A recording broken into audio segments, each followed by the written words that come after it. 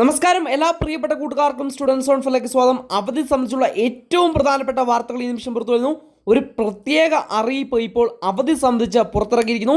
എല്ലാ വിശദമായിട്ടുള്ള വാർത്തകളിലേക്കും ഈ ഒരു വീഡിയോയിൽ കൂടി നമുക്ക് കടക്കാം. അതിലേക്ക് പോകുന്നതിന് മുമ്പ് ആദ്യമായിട്ട് ചാനൽ കാണുന്ന കൂട്ടുകാരുണ്ടെങ്കിൽ മറക്കണ്ട, ഇപ്പോൾ തന്നെ സബ്സ്ക്രൈബ് ചെയ്ത് വെച്ചോളുക. കാരണം അവധി അറിയിപ്പുകൾ തന്നെ നിങ്ങൾക്ക് എവിടെയും അലയേണ്ടി വരില്ല.